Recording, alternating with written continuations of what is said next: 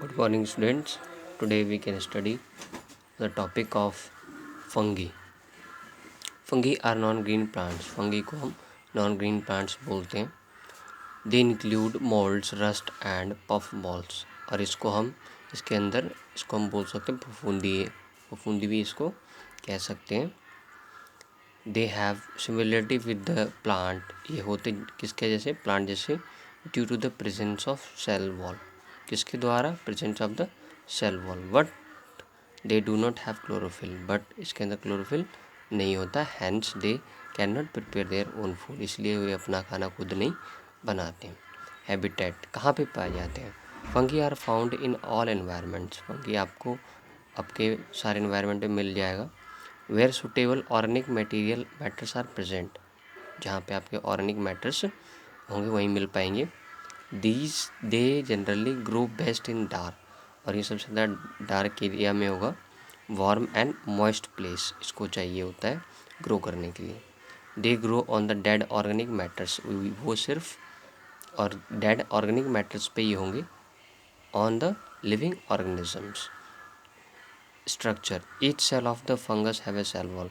जो भी फंगस है उसका एक सेल वॉल होता है. तो आइए हम देखेंगे आगे कैसे होता है उसके cell wall. As its outermost covering. जैसे ये देखिए मशरूम बना हुआ है, इसका आउटर मोस्ट कवरिंग ये बना हुआ है ना, इसको हम आउटर मोस्ट कवरिंग बोलते हैं. This cell wall is made up of cellulose. यानी एक एक सेल से, एक एक कोशिकाएं से ये पूरा क्या है, पूरा एक वॉल बना हुआ है. इसको हम सेल वॉल कहते हैं. दे कैन आइदर यूनिसेलुलर और मल्टी सेलुलर. ये यूनिसेलुलर भी होते हैं और मल्टी सेलुलर भी होते हैं. Some common types of the fungi are mushroom, yeast and penicillium. ये आपका दिया हुआ देखिए मशरूम, ये येस्ट है और ये पेनिसिलियम. ये सारे आपके एग्जाम्पल किस चीज़ के? आपके ये एग्जाम्पल फंगी के. Nutrition. The fungi are heterotrophs. जो फंगी आपका हेटरोट्रॉप्स है. They can not make their own food. ये अपना खाना खुद नहीं बनाते हैं. Like the other green plants. जैसे कि ग्रीन प्लांट्स खाना खुद बनाते हैं. Fungi have extra cellular digestion by secretory enzymes. ना, फंगी के द्वारा एक्स्ट्रा डाइजेशन किसको होता है? पूरे इन्वायरमेंट को मिलता है. And absorbing the nutrients produced. और उससे क्या होता है? फंगी से न्यूट्रिशन प्रोवाइड होता है. किसको? हमारे इन्वायरमेंट में. They store their food as glycogen. और वो जो फूड है वो कौन से फॉर्म में अपने अंदर स्टोर करके रखता है? ग्लाइकोजन. नेक्स्ट है आपका ग्रोथ एंड रिप्रोडक्शन. अब आपको पता है कि कोई भी चीज़ है, फंगी है या फिर बैक्टीरिया है, उसका ग्रोथनेस और रिप्रोडक्शन होता है. तो फंगी में भी होगा. तो चलिए जानते हैं. The most common method of reproduction in fungi are budding and spore formation. और फंगी हो चाहे आपका बैक्टीरिया हो, ये बहुत ही जल्दी क्या करते हैं? फॉर्मेशन ग्रोथ करते हैं और ग्रोथ होते हैं. Yes, reproduce by budding while the bread moulds reproduce by spore formation. अब आपका यूज़फुल फंगी कहाँ पे फंगी यूज़फुल है? First, many wellbeing antibiotics are obtain from fungi. हम जो भी एंटीबायोटिक्स हम यूज़ करते हैं उसके अंदर क्या यूज़ होता है? अब पाया जाएगा fungi. Penicillium is obtain from the fungus Penicillium notatum. Griseofulvin is extracted from the fungus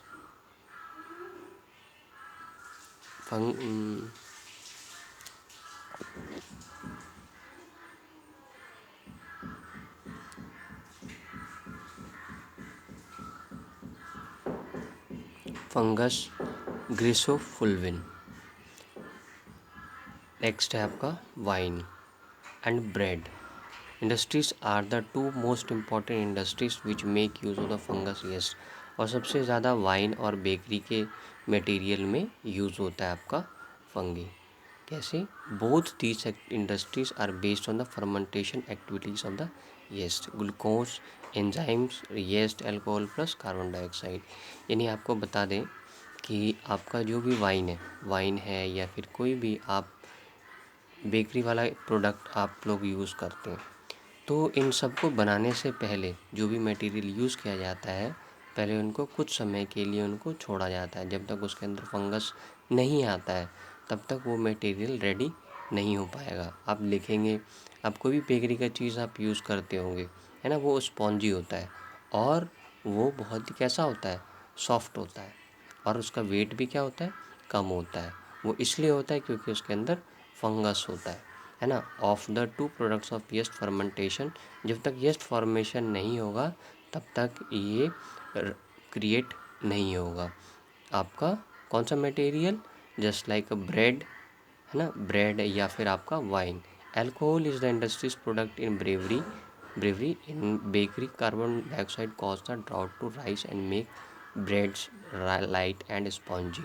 और बेकरी के अंदर कार्बन डाइऑक्साइड तभी फॉर्म होगा, और आप देखेंगे कि ब्रेड जो होता है उसका वेट क्या होता है, कम होता है, और वो स्पॉन्जी होता है। किसके द्वारा ये हेल्पफुल है, किसके लिए, फंगी से हेल्पफुल है, ब्रेड के लिए और वाइन के लिए।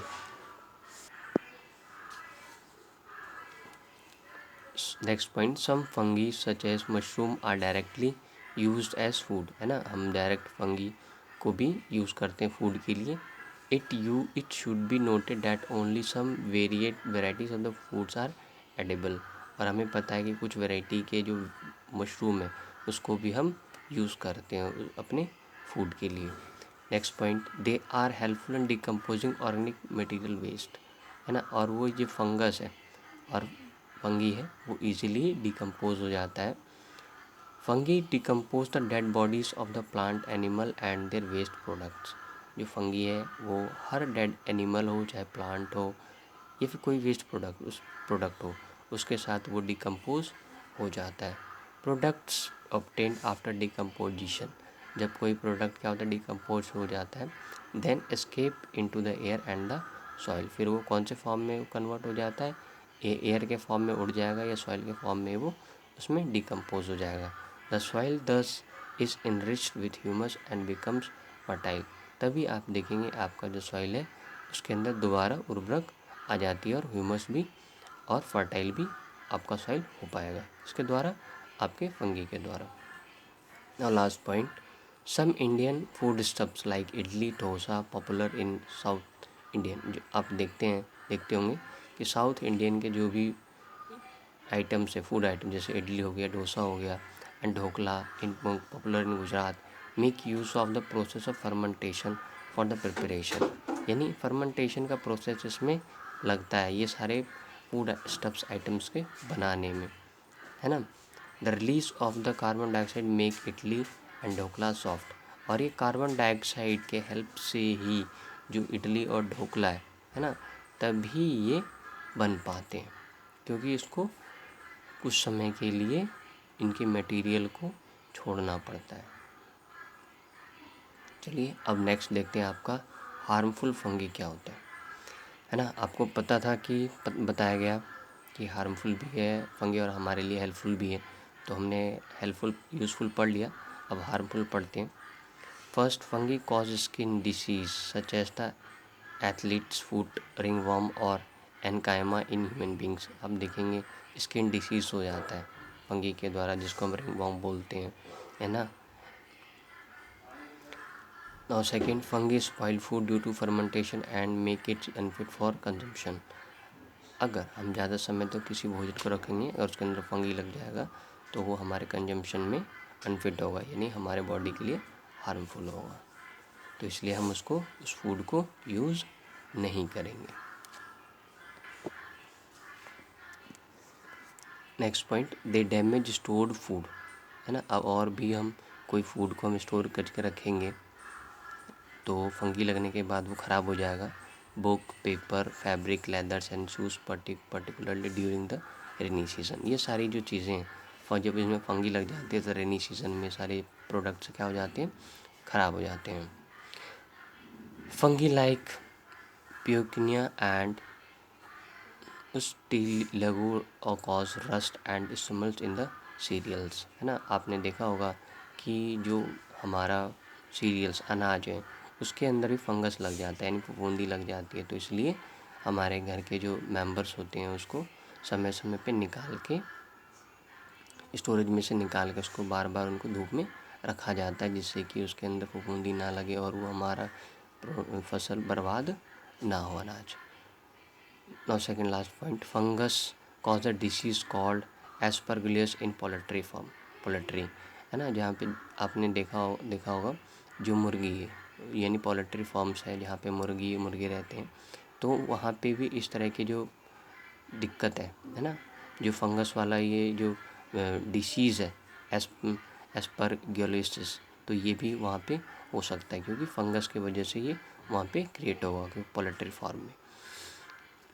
Now last point, some of the fungi spoil food and rot clothes, shoes, wooden materials, books etcetera. और आपको पता होगा कि फंगी लगने के बाद किस में फूड में ख़राब हो जाता है ना, शूज़ में, वुडन मटेरियल्स में, बुक्स में, ये सब चीज़ों में अगर फंगस लग गया तो ये सारी चीज़ें क्या हो जाएगी, सब स्पॉइल हो जाएगी, यानी बर्बाद। फिर मिलते हैं आपसे हम नेक्स्ट वीडियो में विद नेक्स्ट टॉपिक के साथ। तक के लिए thank you, thanks a lot.